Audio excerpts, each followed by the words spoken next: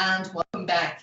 It's great to have everybody joining us. Thank you so much. And I see people from around the world joining us. And particularly for this session too, I'm absolutely delighted to welcome a lady who has been named Time Magazine's Emerging Leaders of 2021. She's up there at the top and really has been one of the key drivers of the UAE's Hope Pro. We're going to hear a bit more about that in just a few minutes. She spearheads the UAE's Ministry for Industry and Advanced Technologies, really looking at the efforts to empower the adoption of the fourth industrial revolution technologies and promote research and development in the advanced science and technology sector.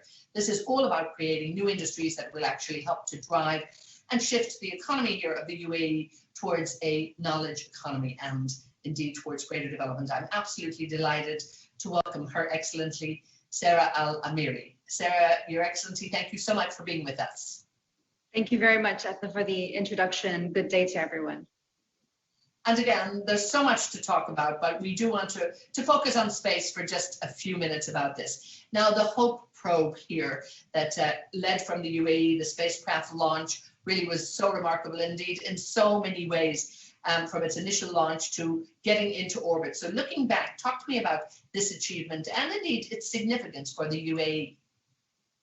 One of the most important significance that this milestone has brought to us in the UAE is the mechanism by which we're able to establish a new sector within a country.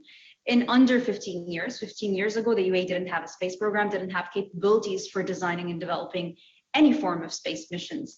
But through the development of capability and capacity in design and development, we've moved towards being a country that has a spacecraft around another planet and covering both Earth observation satellites and today space exploration missions.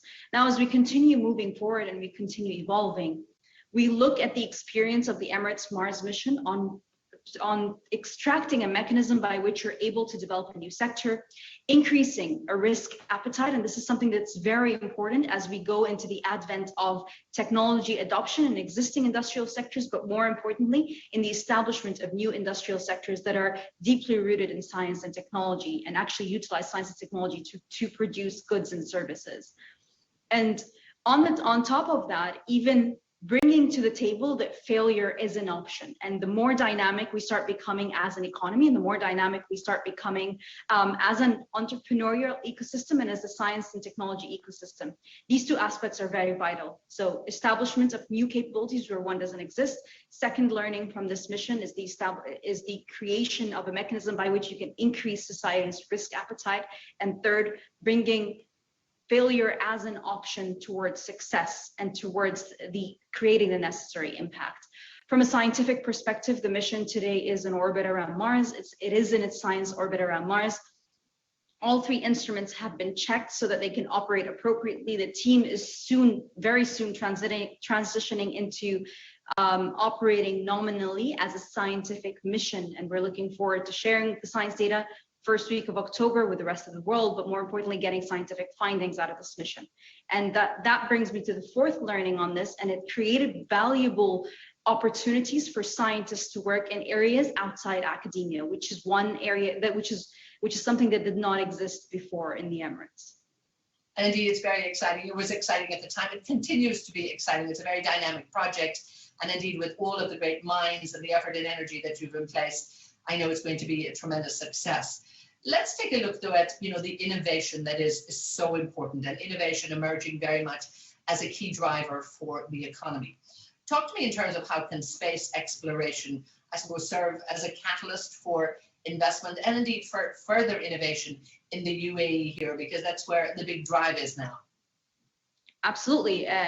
Space provides you an excellent platform of being to a point where you really need to think out of the box to reach any, be it Earth orbit or reach outside Earth orbit.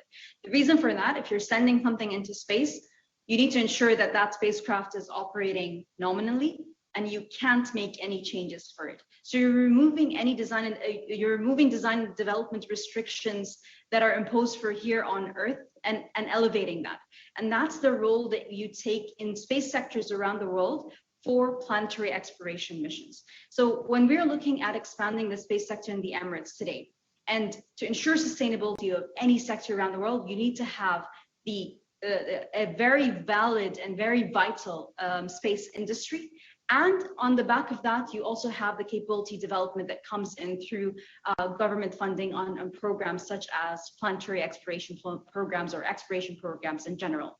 Now we take the two hand in hand. First, you build demand for space products and services, especially with Earth observation, and develop capabilities in that area and allow for the right environment for companies to flourish within the space sector. You then move on to accelerate and infuse innovation by taking on those large projects that are usually challenging in nature, and that expedites the speed by which you develop capabilities and capacity and allows you to think out of the box and innovate in design and development. And that's exactly what happened with the UAE space sector, and this is what will continue to happen. And the learnings from it are starting to percolate across different industries. Now, of course, space, I think it is so dynamic, and that's where a lot of innovation already has taken place. But let's have a look in terms of the vision of the Department of the Ministry of Advanced Technology, really looking at science and technology, the developmental capabilities here in the region. And also, let's have a look at the National Strategy for Industry and Advanced Technology and Operation 300 billion. Absolutely. So this ministry was established in July of 2020 during a government restructuring. And what's important to highlight, it's one of the learnings on the back of the COVID-19 experience during the height of a pandemic. And that is the important role that industry that adopts technology and industry that is based on technology in fortifying any economy around the world. With that in mind, what we looked at in Operation 300 billion and the overarching integrated strategy between industry and advanced technology is looking at opportunities by which our existing economic sectors can adopt technologies and increase efficiency, competitiveness, and market size. So that's one way of increasing size of the economy, which is really important in the long term, ensuring that these industries are actually robust and they don't come into shocks whenever there is an economic impact or whenever there is a black swan event that comes into play as we move forward. So that gives us a bit of agility within the economy, but more importantly, resilience built into existing sectors. We then move on to new opportunities that came on the back of the COVID experience and to creation of new sectors.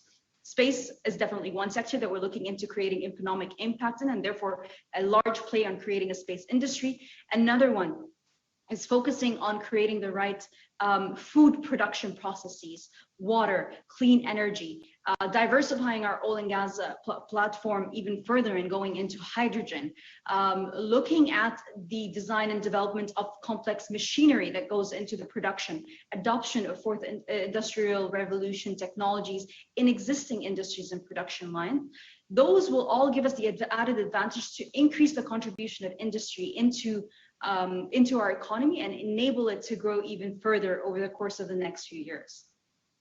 So you have quite an admirable and indeed ambitious agenda there, but without a doubt, I'm sure it's in very, very capable hands too. But it is also, so important, as you say, it's a new ministry that's established. It has a very, very clear focus. But talk to us in terms of its role as part of the longer term plan for the development of the UAE and why it's absolutely so important. So looking into the advent of what the ministry is doing and what it's bridging with regards to achieving this Operation 300 billion and getting towards increased contribution within the economy and further diversifying our economy.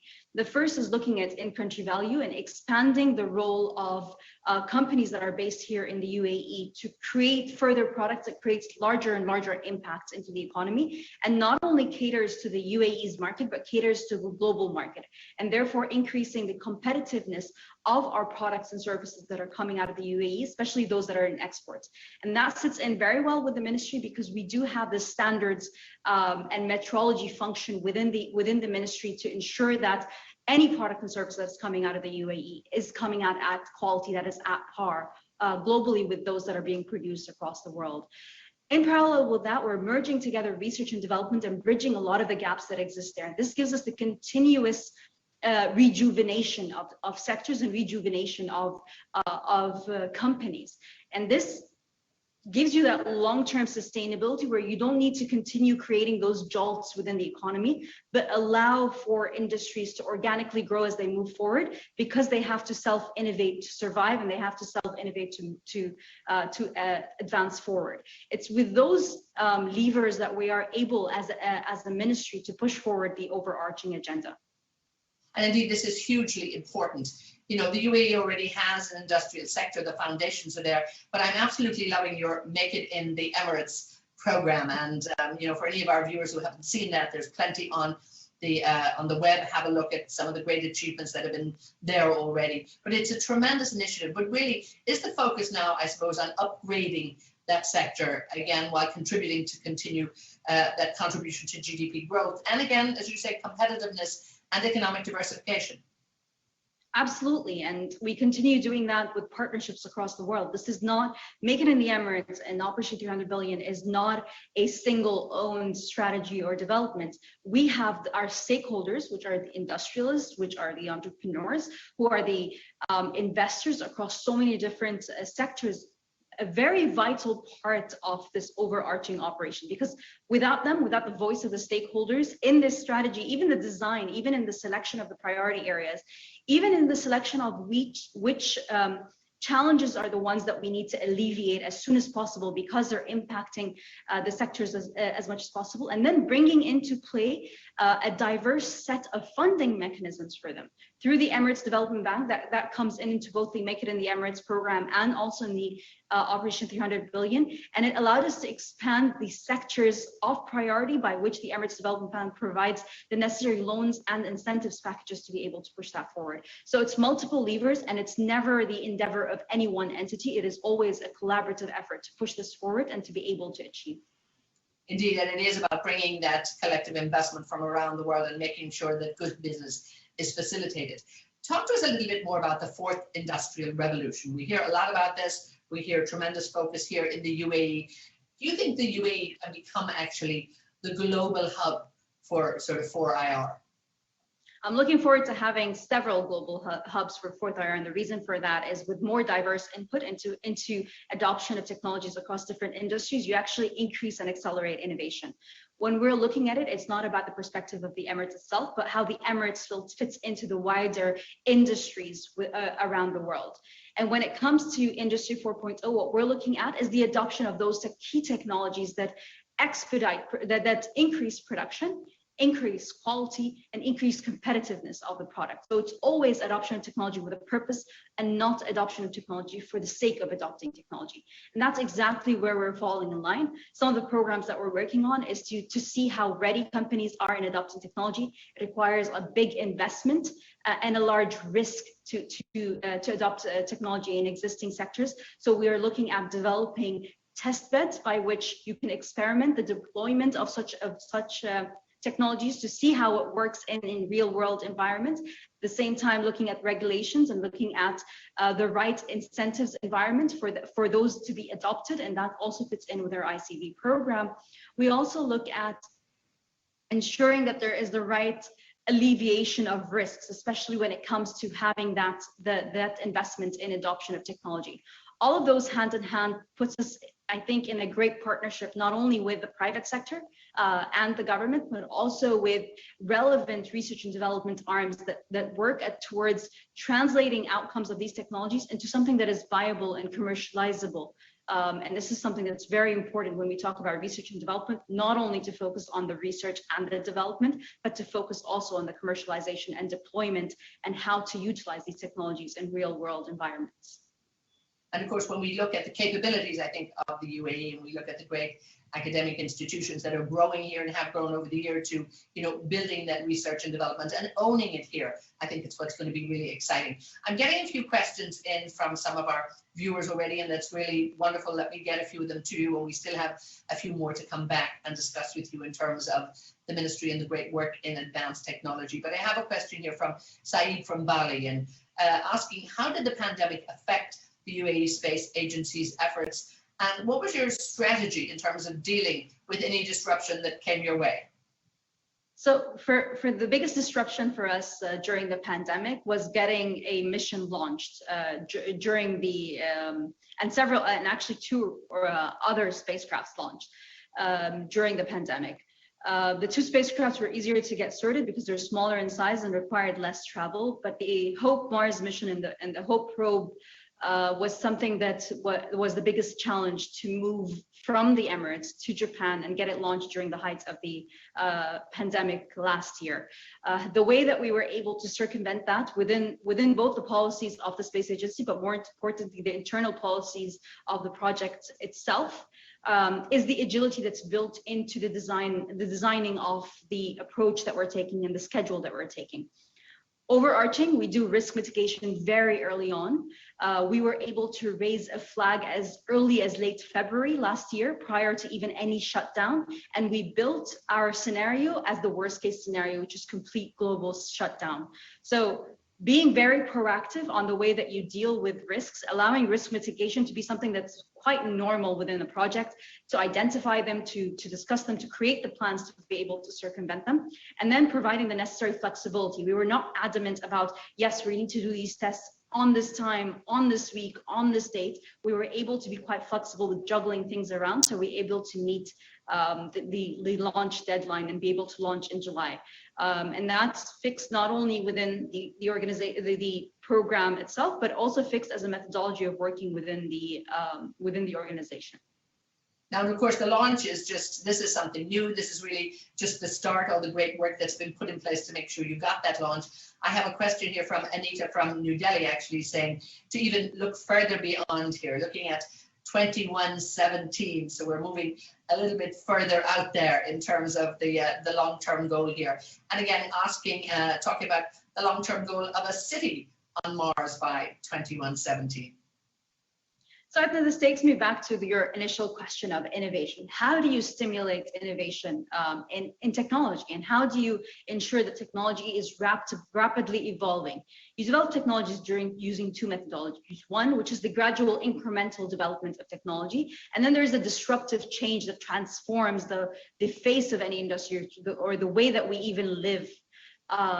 What such an overarching long-term program gives is one, sustainability of the overall space sector, but two, more importantly, it allows you to think in mechanisms to develop both food systems and life support systems in different mechanisms in a faster way. So how do you produce food in the absence of water, for example? How do you sustain the environment here on Earth to have a livable, breathable air?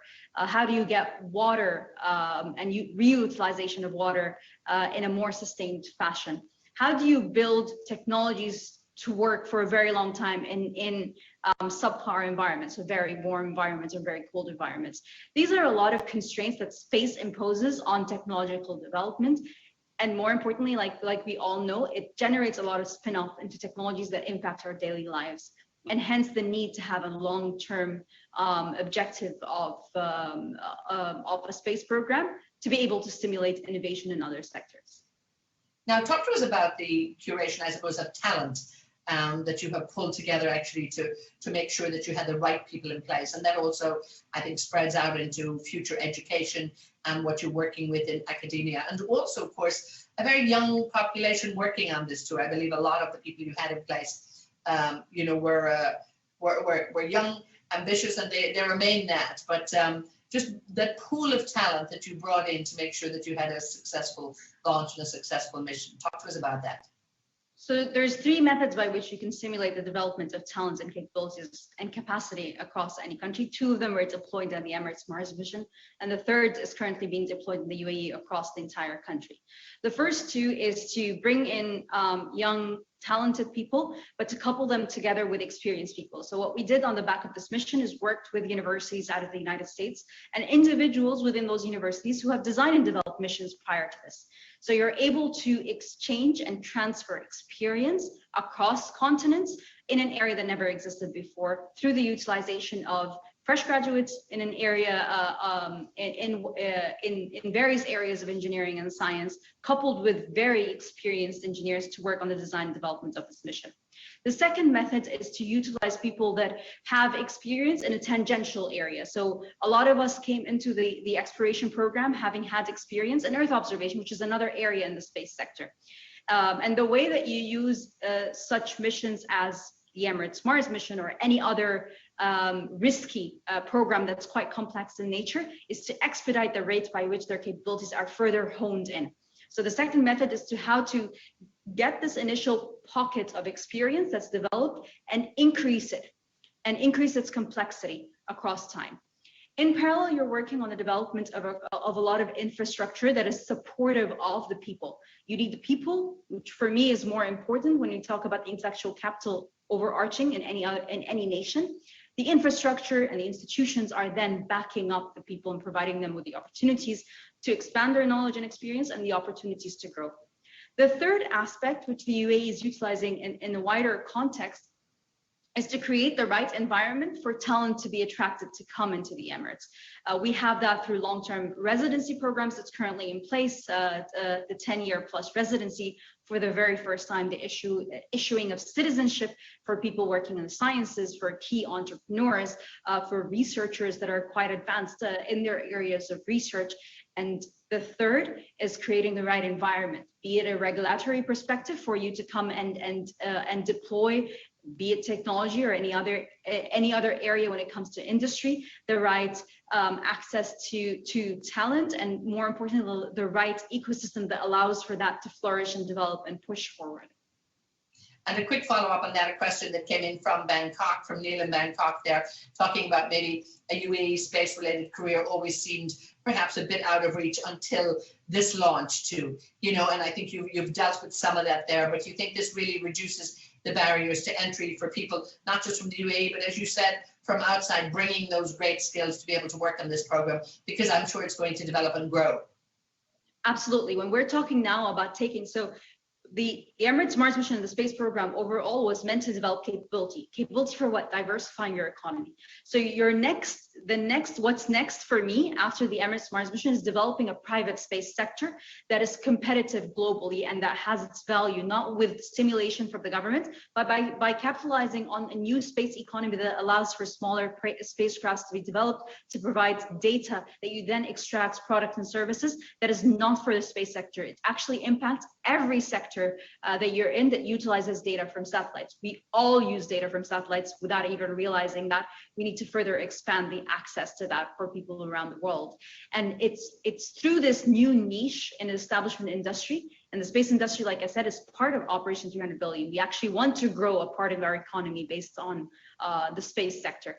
And that opens up a new realm for people and opportunities for people within the region, around the world, to come to the Emirates and establish their companies or work in companies that are established in the space sector, with particular focus from the get-go on programs that we're launching as early as next year on utilizing data from space to provide products and services for so many different sectors and create the necessary demand and understanding of what space data can do for your sectors.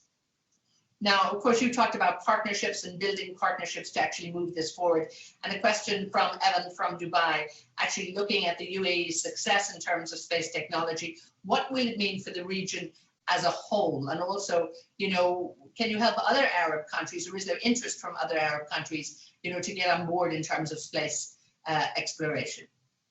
So collaboration has always been in our DNA in the Emirates, and being international in nature and being a nation that is international in nature falls in quite vitally in the way that we approach any sector that we're working in and the way that we approach collaboration overall. The more people that you have working in any sector, it's not only about competition, but it's about further stimulating growth and expediting growth that benefits all of us, even if we're competing or even if we're cooperating.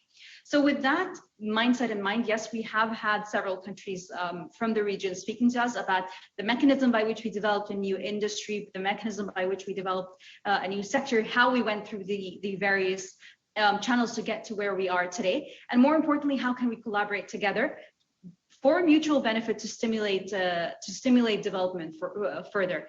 There is wide realm for utilizing international collaboration, and we continue to do it with a purpose, and with a purpose that serves every